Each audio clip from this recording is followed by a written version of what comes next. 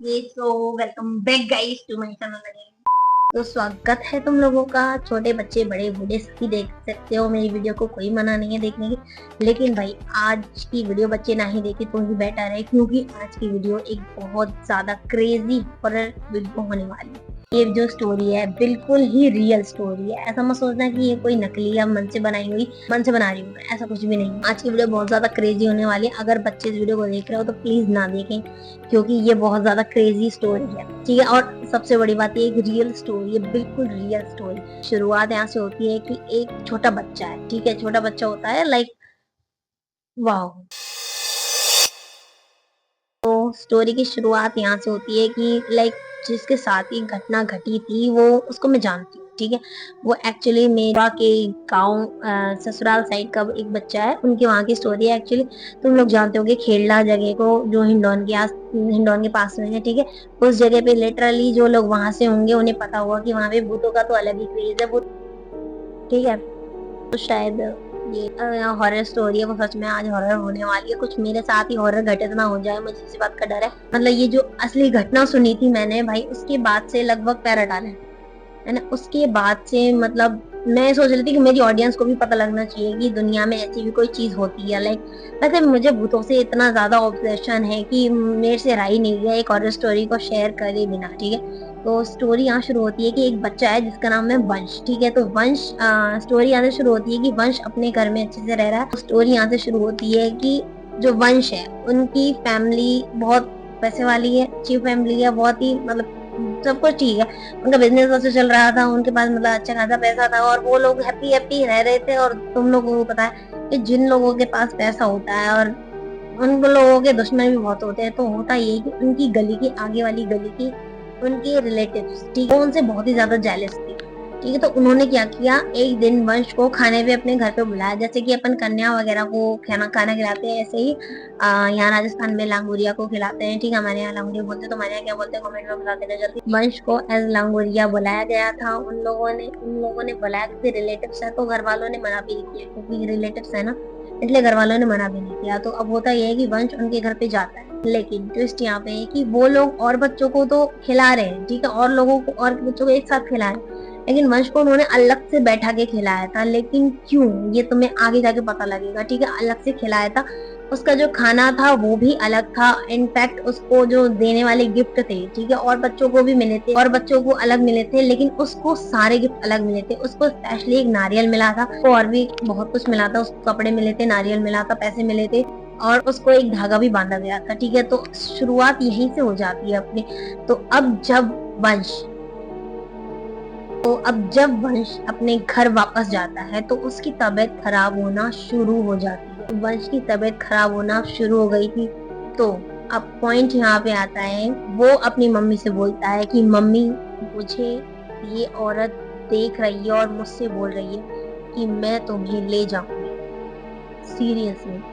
ठीक है, तो वंश से लिटरली एक औरत बोल रही है और वो अपनी मम्मी से बोल रहा है, लेकिन मम्मी इस बात को मजाक समझ के इग्नोर कर देती है। भाई मतलब मैंने जब ये सुना ना तो मैं खुद शॉक में रह गई। मतलब ऐसा कैसे हो सकता है, हाउ इज इट पॉसिबल। उसकी मम्मी को कोई नहीं दिख रहा है, लेकिन वंश साफ साफ कह रहा है कि भाई मम्मी, मुझे सामने एक बंदी दिख रही है और ये मुझसे बोल रहा है कि ये मुझे ले जाएगी, ये मुझे 7 दिन बाद ले जाएगी, और ये मुझे बहुत परेशान कर रही है, और ये दिखने में भी काफी ज्यादा डरावनी है। और वंश ने जब उसका हुलिया बताया ना, लिटरली मैं तो बिल्कुल ही शॉक हो गई। लेकिन जिसने भी मुझे इस स्टोरी के बारे में बताया ना, सच में यार, मतलब मुझे अभी भी गूज़बम्स आ रहे, सच बता रही हूँ, मुझे अभी भी गूज़बम्स आ रहे, बिल्कुल रियल स्टोरी है। क्योंकि वंश ने उसका हुलिया बताया, वो औरत उसने कुछ डार्क कलर की साड़ी पहनी हुई थी। ठीक है, वाइट वाइट नहीं था कुछ। ठीक है, ये एक मिथ है कि मतलब भूत तो वाइट ही कपड़े पहनते हैं और वो, ठीक है, तो उसने कुछ डार्क कलर का पहना हुआ था जिसपे खून लगा हुआ था। मतलब उस बंदी का चेहरा पूरा मतलब इतना डरावना था, मतलब उसके चेहरे पे मार्क हो रहे थे नाखून के इधर उधर, एंड लिटरली इतनी ज्यादा डरावनी लग रही थी ना वो, इतनी ज्यादा मैं एक्सप्लेन भी नहीं कर सकती। और तुम बता दो, मैं अभी रात हो रही है तो मेरी फट रही है सच में। आगे बढ़ते हैं। तो अब वंश है, उसने अब उसके बारे में बताया, वो औरत के बारे में, कि यार वो ऐसी लग रही है, ऐसी लग रही है, मतलब इतनी डरावनी लग रही है। तो उसकी मम्मी अभी भी मजाक समझ रही थी। ठीक है, लेकिन अगले दिन जब वंश उठता है, ठीक है, तो उसकी बॉडी के ऊपर मार्क मिलते हैं नाखून के। सीरियसली। और उसकी तबीयत लिटरली इतनी ज्यादा खराब हो जाती है, मतलब वो बंदा 4-5 दिन तक इतना अच्छी तरीके से तबीयत खराब हो गई थी उसकी कि अब उसको हॉस्पिटल ले जाना पड़ रहा है। उसको हर जगह दिखा लिया, उसको हर डॉक्टर के दिखा लिया, सबके दिखा लिया, पर उसके ऊपर कोई भी फर्क नहीं पड़ रहा है। और इनफैक्ट डॉक्टर तक समझ नहीं पा रहे कि क्या दिक्कत है वंश को। उनसे किसी ने कहा, किसी रिलेटिव ने, कि तुम लोग एक बार नैनीपुर बालाजी जाओ, ठीक है, क्योंकि राजस्थान में बहुत ज्यादा वायरल है, ठीक है, मतलब वायरल है। तो किसी ने उन्हें सजेस्ट किया कि आप एक बार मेहंदीपुर बालाजी जाइए और वहां जाके एक बार अपने लड़के को दिखाइए, क्योंकि डॉक्टर से कुछ नहीं हो रहा है तो ऑब्वियसली कुछ ना कुछ गड़बड़ तो होगी ही। अब वो लोग दर्शन पे जाते हैं मेहंदीपुर बालाजी, ठीक है, ठीक है।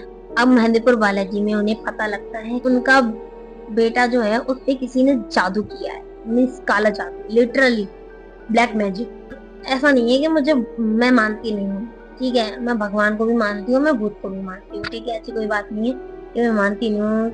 लेकिन भाई मतलब ये तो कुछ ज्यादा क्रेजी हो गया, बहुत बहुत ही ज्यादा क्रेजी हो गया। तो होता ये है कि अब उनको जब बताया जाता है कि उनका बेटे के ऊपर किसी ने काला जादू किया है, ठीक है, मतलब वो किसी से पॉजेस्ड नहीं है, उसके अंदर कोई आत्मा नहीं आई है, लेकिन उसके ऊपर किसी ने जादू किया है कि कोई बंदी है, वो उसके आसपास ही भटक रही है, लेकिन वो बंदी उससे दूर नहीं जा रही है।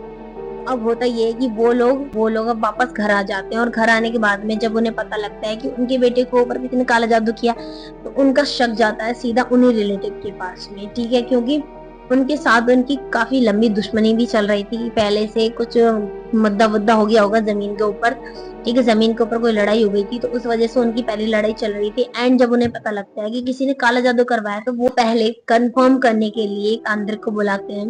भाई मतलब मुझे ऐसा लग रहा है कि मुझे बोलते बोलते ऐसा लग रहा है कि ये कोई फिल्मी स्टोरी है, बट नो ब्रो, ये कोई भी फिल्मी स्टोरी नहीं है, बिल्कुल रियल स्टोरी है, बिल्कुल रियल। तुम लोग वो मत समझना इसको कोई भी मनगढ़ंत कहानी नहीं है, बहुत ही ज्यादा मतलब क्रीपी है। मतलब अगर तुम इसको रियलिटी लेके चलोगे ना, तो रियलिटी के अकॉर्डिंग ये बहुत ही ज्यादा क्रीपी लग रही है सुनने में भी और मुझे सुनाने में भी। वंश घर वाले हैं, वो लोग तांत्रिक को बुलाते हैं, और तांत्रिक उन्हें बताता है कि आपके बेटे के ऊपर किसी ने काला जादू किया, और वो काला जादू करने वाले वही है रिलेटिव जो कि उनसे चलते हैं, और वो आगे वाली गली में रहते हैं, तो वो वही रिलेटिव्स है, ये उन्हें पता लग जाता है, ठीक है। अब वो लोग करते क्या है, ठीक है, अब वो लोग उनका कुछ कर तो सकते नहीं है क्योंकि उनके पास कोई सबूत नहीं है, ठीक है, वो लोग लॉ की भी हेल्प नहीं ले सकते थे, ठीक है। तो अब उनका मेन ये रहता है कि हमारे बच्चे को कैसे बचाया जाए। अब आगे स्टोरी ये होती है कि अब वंश बहुत ही ज्यादा कमजोर हो चुका था, और उसकी बॉडी पर इतनी बुरी तरह नाखून के मार्क हो चुके थे कि लाइक वो जब जब डेली उठ रहा है ना सुबह, तो उसकी बॉडी पे उसके मार्क दुगने हो जा रहे हैं, तो मतलब उसकी पूरी बॉडी पर मार्क ही मार्क है नाखून के। अब वो बोलता है कि मम्मी, मतलब जो वंश की मम्मी होती है वो उससे पूछती है कि बेटा क्या हुआ, तो वो वंश है ना, मतलब इतना ज्यादा डर जाता है, इतना ज्यादा डर जाता है उस औरत को देखने के बाद, कि वो अपनी मम्मी के पास चिपक के बोलता है कि मम्मी ये औरत मुझे 7 दिन के बाद में ले जाएगी, ये औरत मुझे 7 दिन के बाद में ले जाएगी। तो अब मतलब वंश की मम्मी समझ चुकी थी कि वंश के पास ओनली 7 दिन है, उसके बाद में वो औरत जो है जिसको वंश के पीछे लगाया गया था वो उसको ले जाएगी, ठीक है।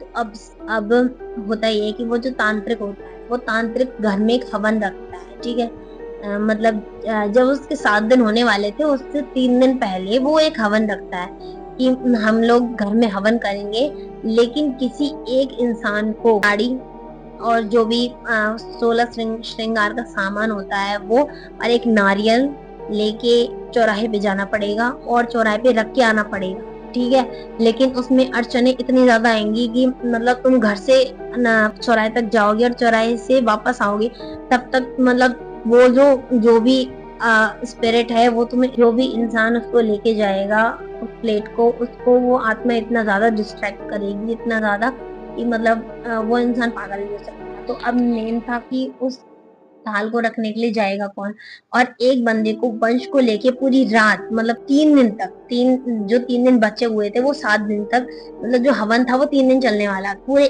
24 घंटे तक किसी को वंश को अपनी गोद में लेके बैठना था, ठीक है। अब ये दोनों काम कौन करेंगे, ठीक है, ऑब्वियसली उसके मम्मी पापा तैयार थे, उसके पापा जो थे वो उस थाल को लेके जाने के लिए तैयार थे, लेकिन अब वंश की जो मम्मी होती है वो उसको अपनी गोद में 24 घंटे तक लेके बैठी है। वंश की मम्मी उससे 24 घंटे लेके बैठी रहती है, तो और उन्हें बिना रुकी हनुमान चालीसा भी पढ़नी थी, क्योंकि अगर 1 मिनट के लिए भी वो रुकी तो मतलब समझो वंश गया, ठीक है, क्योंकि वो औरत अब बहुत ज्यादा गुस्से में आ चुकी थी। अब मेन दिन आता है जिस दिन हवन होना था, तो सारे पंडित आते हैं, घर में हवन होता है, शुद्धि होती है।